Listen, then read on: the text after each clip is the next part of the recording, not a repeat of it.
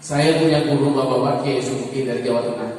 Itu pernah ada kiai nanya di Tungkar itu, ya. Pernah ada kiai nanya Pak di Tungkar, Pak. Kiai besar, ya Pak Kiai katanya. Kalau Cina ngasih kita duit boleh dari ambil. Sekarang kok banyak Cina bangun masjid aja Cina banyak. Dicontoh saya, ada yang menyampaikan dengan saya, sepenuhan atap masjid orang Cina yang atapinya. Ya, entahlah masjid kita. Bismillahirrahmanirrahim. Assalamualaikum warahmatullahi wabarakatuh.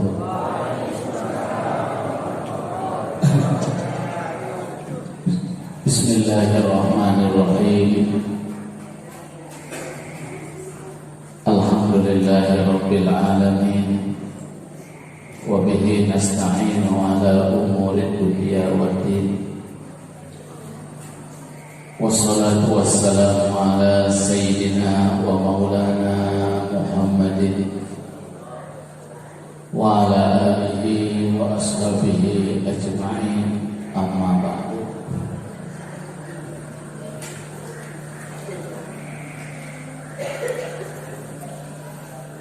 Yang saya muliakan para tuan-tuan guru, para alim ulama,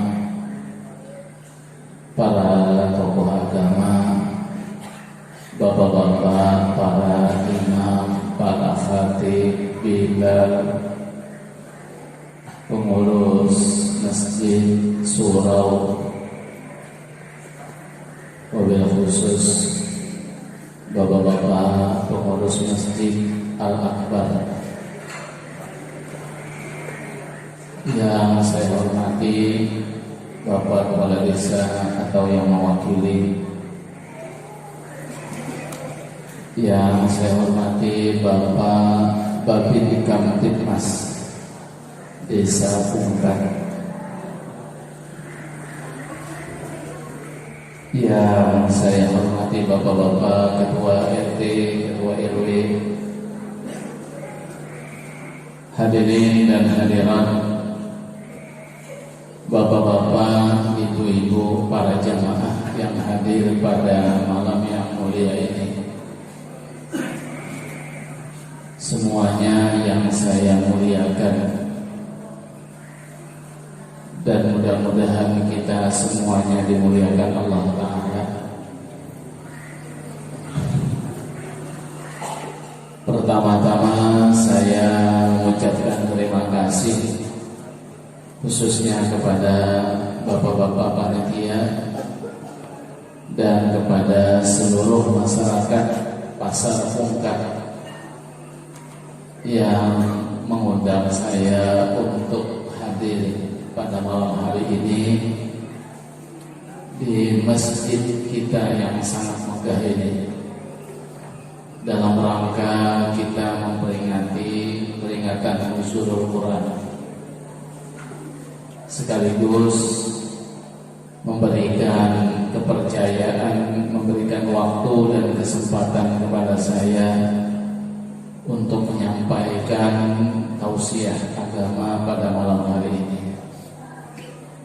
Mudah-mudahan waktu yang diberikan ini sama-sama kita bisa manfaatkan dengan sebaik-baiknya. Saya yang diminta oleh panitia untuk menyampaikan tausiah, insyaallah saya akan menyampaikan tausiah pada malam hari ini, namun mohon maaf tentu sesuai dengan kemampuan saya, dan juga kepada bapak-bapak, ibu-ibu, terlebih kepada tuan-tuan guru, para alim ulama, mudah-mudahan berkenan mendengarkan apa-apa yang dapat saya sampaikan nanti, dengan harapan mudah-mudahan apa yang saya sampaikan ada manfaatnya, dan mudah-mudahan kita hadir pada malam hari ini bernilai amal ibadah di sisi Allah Subhanahu wa Ta'ala. Amin ya rabbal alamin.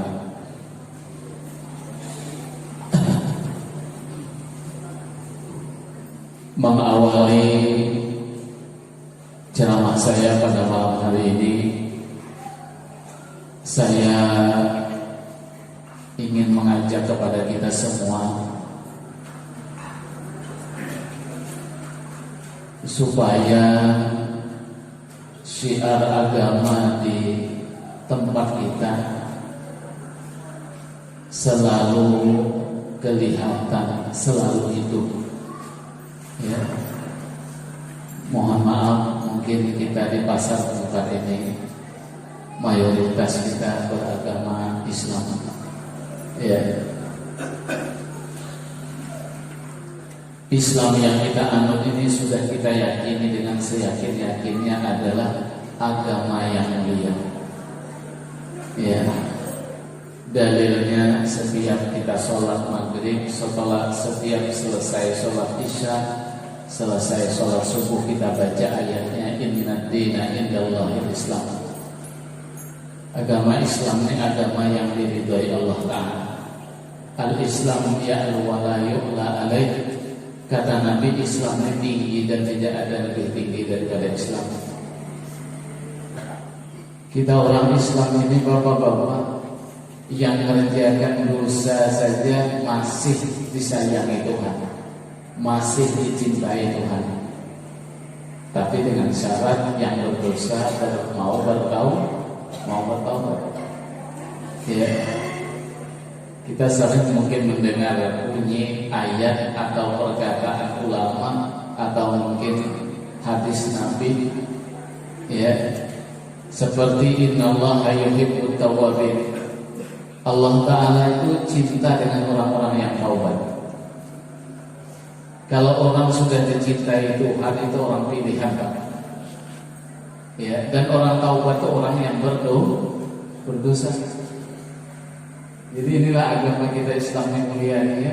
Orang yang berdosa masih dicintai Tuhan, tapi dengan syarat bertobat. Ya. Kalau berbicara dosa, bapak-bapak, untuk di zaman sekarang bolehlah mungkin kita katakan siapa yang tidak berdosa. Kullu bani Adam khata'un wa khairul khata'in at-tawwabun. Semua manusia, semua anak Adam itu punya kesalahan, kata Nabi. Ya. Cuma kita berusaha walaupun kita orang salah. Wa khairul khata'in, paling baik orang salah. Coba orang salah malah dibilang Nabi paling baik. Jadi wa khairul khata'in at-tawwabun. Orang yang bersalah itu yang paling baik siapa? Adalah orang-orang yang bertaubat. Ya. Dan kita bapak-bapak harus yakin kita punya Tuhan yang bernama Al-Ghaffar. Al-Ghaffar itu Tuhan Maha Pengampun. Ya. Dan kata-kata Al-Ghaffar itu kita kalau belajar bahasa Arab, belajar ilmu sharaf, dia memakai kata sigot mubalaghah, timbangan fa'al. Itu artinya Al-Ghaffar itu bersangatan pengampun. Ya. Al-Ghafur begitu juga timbangan fa'ul kalau orang belajar ilmu sharaf. Ya. Mantapkan bapak-bapak. Kita pegang nama Tuhan yang Al-Ghaffar itu. Ya. Andaikan dosa kita bapak-bapak mulai dari lapisan bumi yang paling bawah sampai lapisan langit yang paling atas, numpuknya itu, andai kata saking banyaknya. Dari lapisan bumi yang paling bawah sampai lapisan langit yang paling atas, dosa kita numpuknya. Masih bisa tidak kita masuk kategori wa khairul khata'in at-tawwabun? Tentu masih bisa.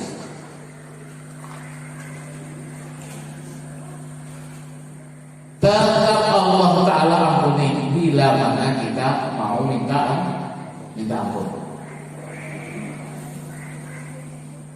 Lau akhtakum hatta tablugha khatayakum as-sama' summa tubtum la taqallahu alaikum.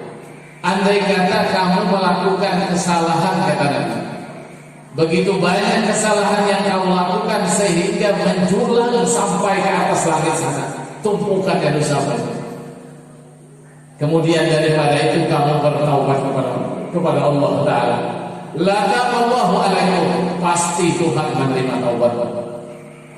Ya.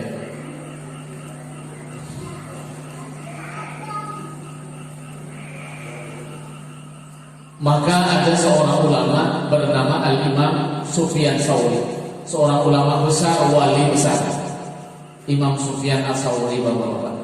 Beliau itu dikasih nama Sufyan Ats-Tsauri. Ats-Tsauri itu bukan.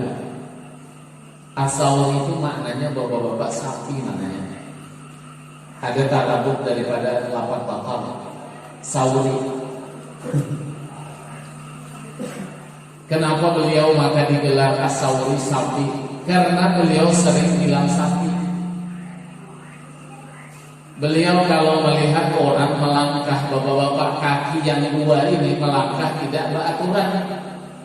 Masuk masjid kan mestinya ajaran Nabi kita dahulukan kaki kanan, keluar kaki kiri, masang sendal kaki kanan. Kalau kebetulan keluar langsung sendal gimana? Pijakkan kaki kiri di atas sendal, masang sendal kaki kanan, copot sendal kaki kiri. Masuk WC kaki kiri, keluar kaki kanan. Masuk rumah, masuk pakai kaki kanan, keluar kaki kiri.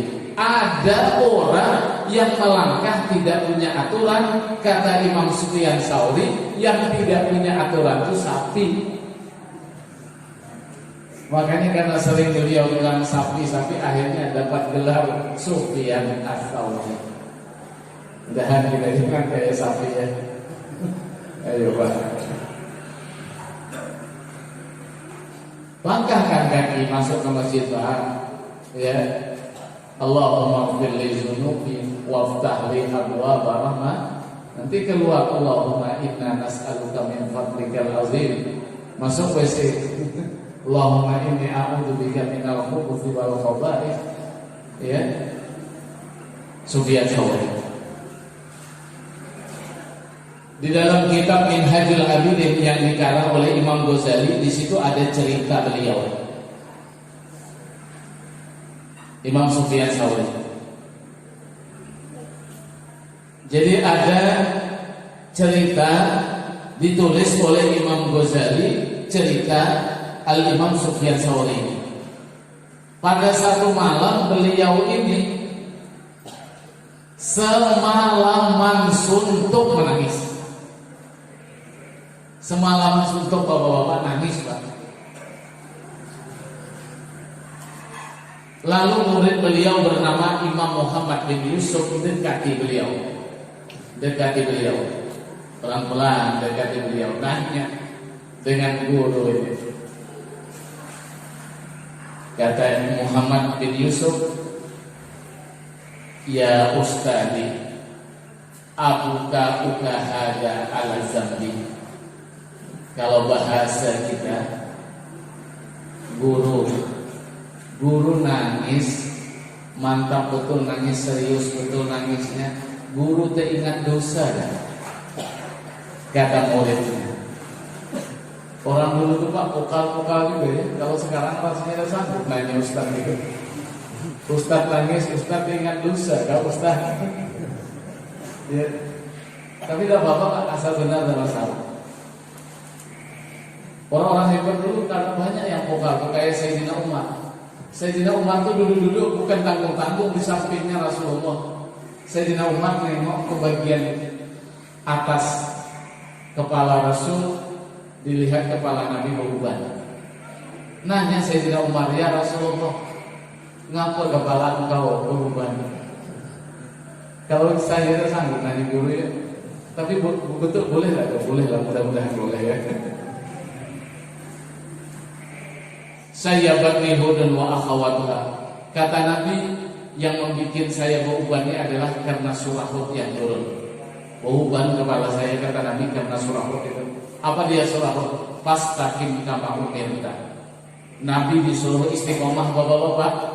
Ya, istiqomah itu tetap pendirian. memikirkan ayat itu beban kepala kami. Ya.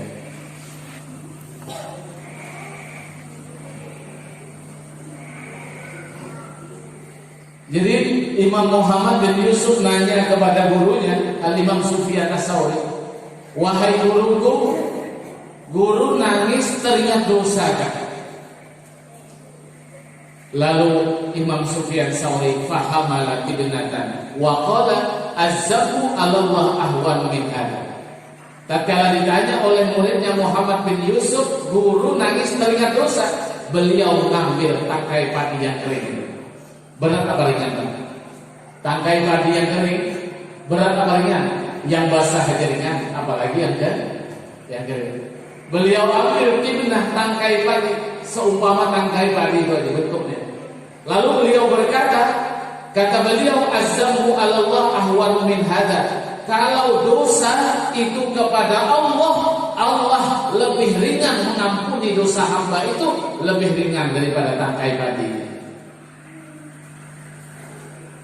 Jadi kalau soal dosa ada cerita kepada Tuhan, tidak ada kepada Allah Ta'ala.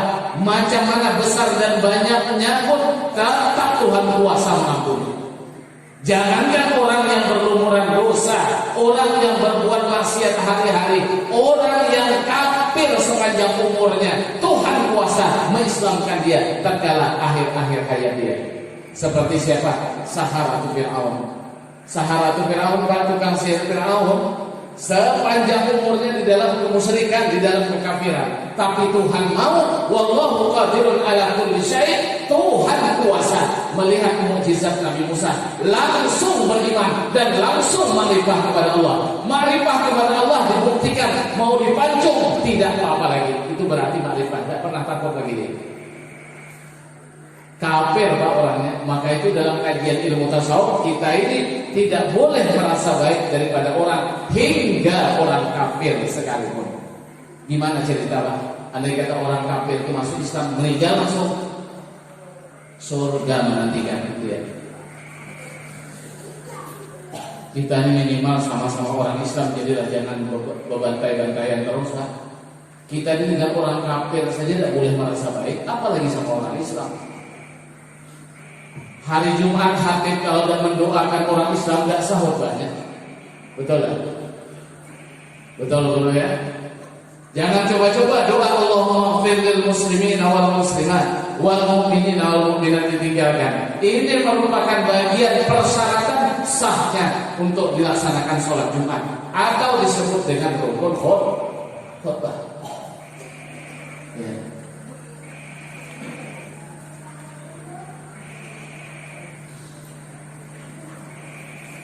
Cuman kita Pak, zaman sekarang kadang-kadang mohon maaf ya, di kota-kota lah terutama, kalau sudah beda agama, kayaknya jahat terus semuanya itu. Ya. Saya punya guru bapak-bapak Kiai Suki dari Jawa Tengah. Itu pernah ada kiai nanya di Bungkar itu, ya.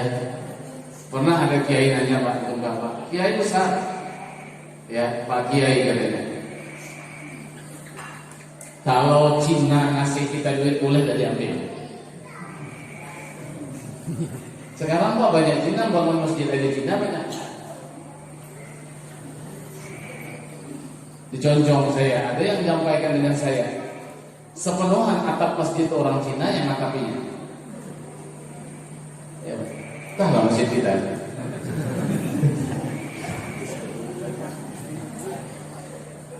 Jadi kata kiai saya itu, pandang duitnya, jangan pandang orangnya. Itu cakapnya kayak main-main, tapi sebenarnya itulah dari agama bapak-bapak. Kalau dia ngambil uang dari dompet udah halal itu Pak.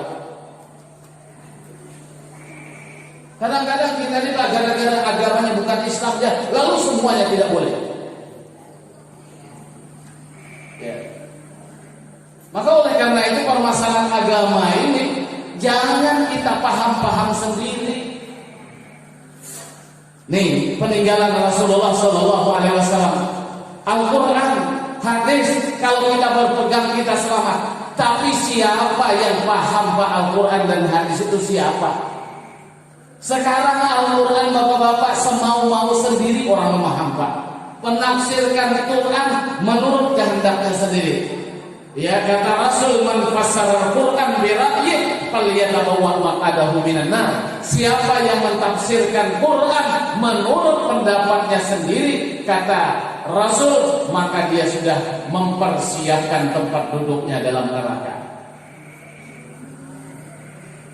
Ada kiai terkenal sekarang Pak di Jawa itu namanya kiai ya yang lebih akrab aja dipanggil namanya Gus Bahano. Kalau beliau memaknakan siapa yang mentafsirkan Quran menurut kemauan pendapatnya sendiri, dia sudah ngambil tiket untuk masuk neraka. Ya. Kembali ke Quran, kembali ke hadis benar. Tapi benar apa tidak pemahaman Quran menurut pendapat kita ini? Ya.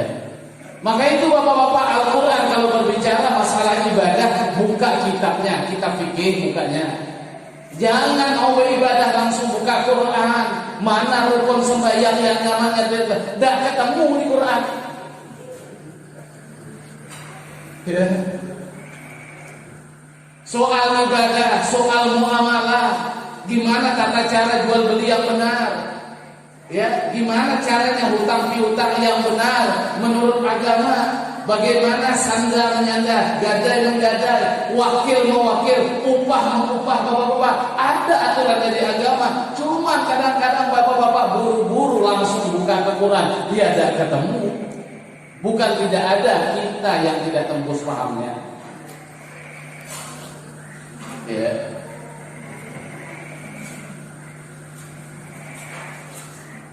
Kalau Al-Quran untuk kelas kita orang awam, bapak-bapak ya, Al-Quran untuk kelas kita orang awam, ya, orang awam maksudnya bukan kelas orang mujtahid.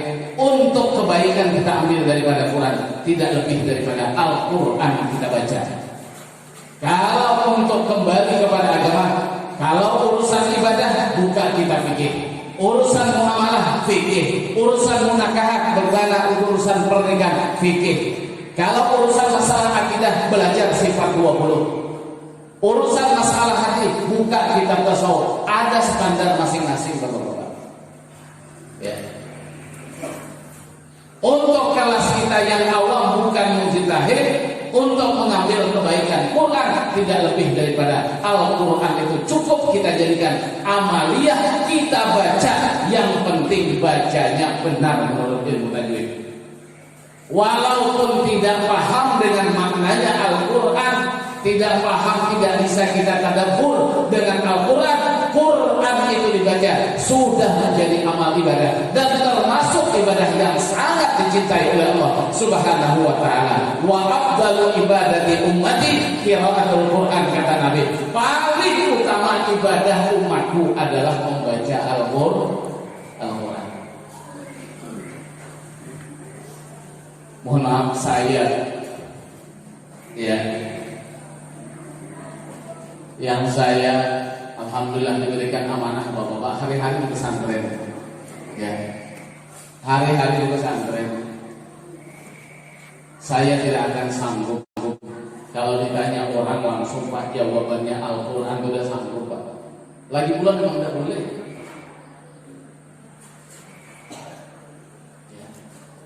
Al-Quran, hadis sama juga, hati-hati. Ya. Bukan Al-Quran tidak benar, bukan hadis itu salah. Kita yang ilmunya kita tidak menguasai lagi bapak-bapak. Saya contohkan satu aja dalam Al-Quran itu Pak. Saya dulukan untuk bagian ibu-ibunya. Di dalam surah yang sama barangkali ayat ini. Begini bunyi ayat. A'udzu billahi minasy syaithanir rajim. Walan tastati'u an ta'dilu bainan nisa'i walau harastum. Kalau maknanya Pak, secara zahiriah itu maknanya, hei kamu laki-laki, tidak akan bisa berlaku adil dengan beberapa orang perempuan. Ya. Ibu-ibu ini kuat pegang ini. Kamu laki-laki tidak bakal bisa adil dengan menghadapi beberapa orang perempuan atau istri lebih daripada satu. Adil itu bapak-bapak baru bisa terjadi lebih daripada satu. Kalau satu dapat yang keadilan itu aja lah di milion. 2, 3 Pak, baru ada kategori adil. Di surah yang sama juga bapak-bapak, fankihu ma qabalakum minan nisa'i masna wa sulasa wa ruba'. Kata Tuhan, nikahi perempuan itu 2, langsung suruh 2. Ya kan, bukan 1, langsung suruh 2. Wa sulasa 3, wa ruba' 4. Di ujungnya apa? Fa in khiftum alla ta'dilu fawahidah. Kalau kamu tidak sanggup adil, 1 saja. Jadi orang yang istri 1 itu orang yang penakut. Kenapa Quran bilang kan bagus takutnya takut tidak takut tidak adil. Kayak bertentangan dengan ayat ini bapak-bapak ya, ayat ya fankihu ma qabalakum minan nisa. Ini pasti ada karakter-karakter orang ya. Ada di antara hamba Allah yang bisa berlaku adil. Kalau tidak sanggup adil, 1 saja. Takut kalau tidak berlaku adil, 1 saja.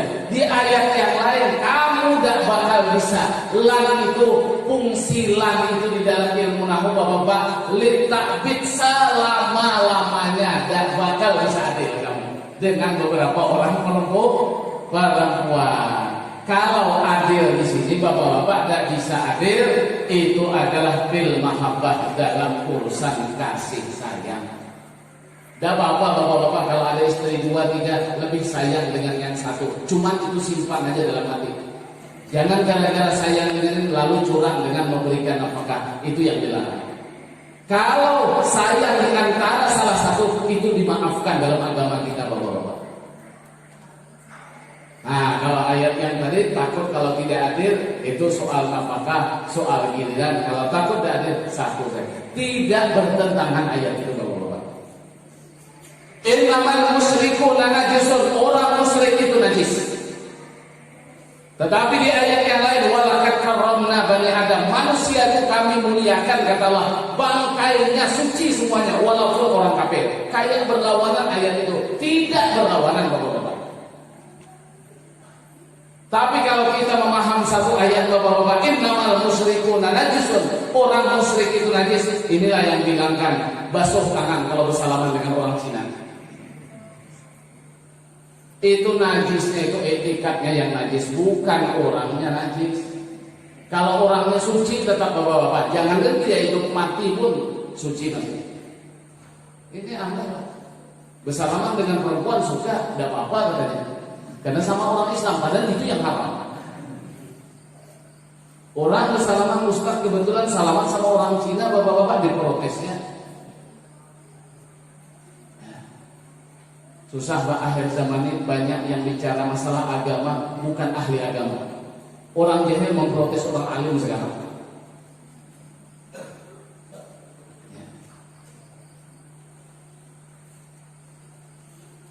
Al-Imam Hasan Al-Basri ini min akabir tabi'in bapak-bapak.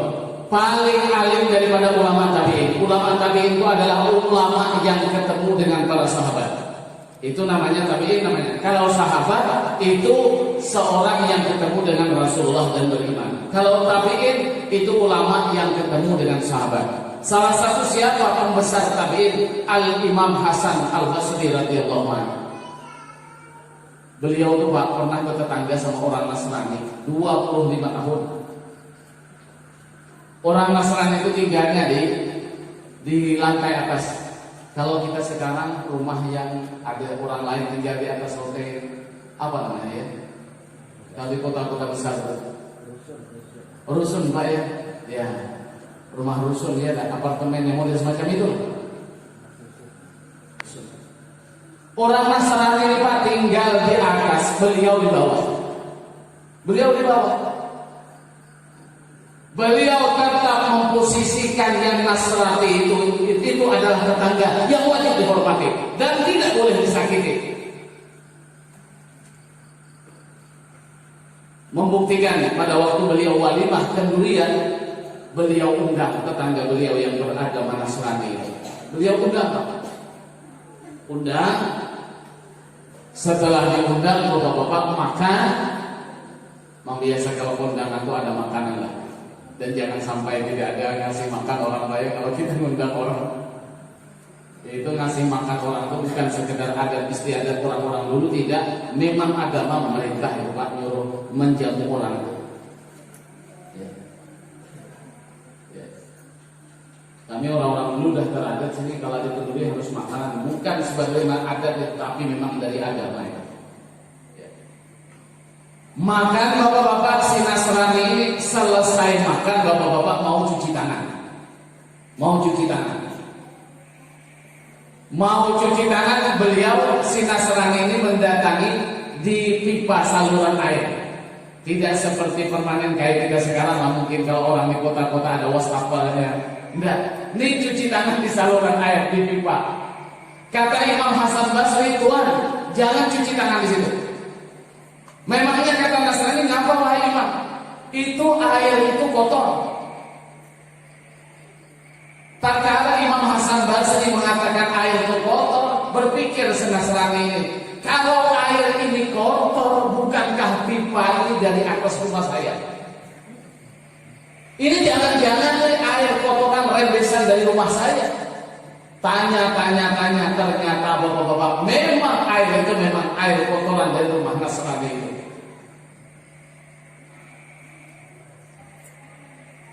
Si Nasrani itu bilang sama Imam Hasan Al-Basri, wahai Imam, kenapa Imam tidak kasih tahu saya? Maka air kotoran dari rumah saya sempat jatuh ke rumah Imam ini. Kenapa saya tidak dikasih tahu? Berapa lama sudah Imam ini terjadi ini? Kata Imam Hasan Al-Basri, bapak-bapak, 25 tahun sudah.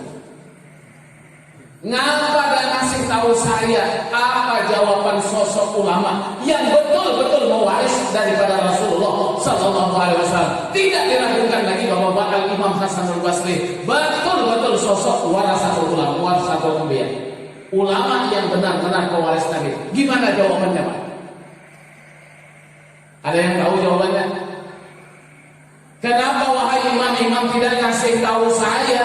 Kalau dikasih saya tahu kan saya benarkan, jangan sampai merembes ke bawah. Kata Imam Hasan Al-Basri, saya mau ngasih tahu sampean di atas, saya malu dengan nabiku, malu dengan rasulku. Beliau pernah ngomong, man kana yu'minu billahi wal yawmil akhir fal yuhsin ila jarihi. Siapa yang beriman kepada Allah, beriman kepada hari akhir, maka dengan tetangga harus baik-baik. Gara-gara hadis inilah maka saya tidak berani melapor, takut melanggar hadis Nabi Sallallahu Alaihi Wasallam. Coba.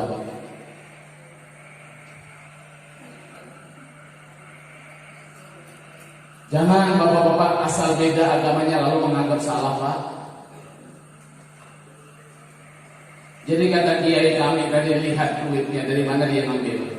Kalau dari dompet udah ambil. Sebaliknya walaupun dari orang Islam Pak, 10 kali dia naik haji, kalau yang dikasihnya itu uang haram, uang curian, uang judi, uang korupsi, siapapun orangnya bapak, yakin haramnya tetap haram diambil bapak. Bukan mandang orangnya Islam apa tidak. Nih kalau kita berbicara masalah hukum Pak,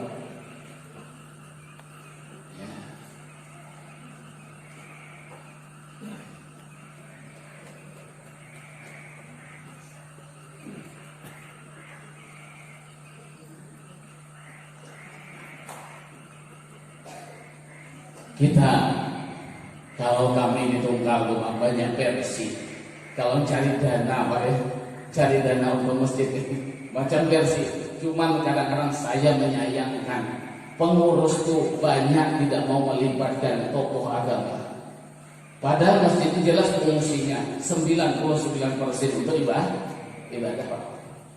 Bah mungkin bisa kita katakan 1% lah. Ya. Ada versinya Pak. Kalau di jalan lintas antara Tungkal dan Jati, cara mencari dana di antaranya taruh celengan di jalan. Ya, yang satu bilang aku udah setuju katanya, itu ganggu orang lewat. Ya, yang satu lagi ada memberikan usulan setiap sepekan sekali, setiap Jumat Pak kaum berjalan, ya datangi masyarakat untuk membangun bangun masjid. Banyak yang setuju, masih saja lagi ada yang tak setuju Pak. Ya, ya banyak banget.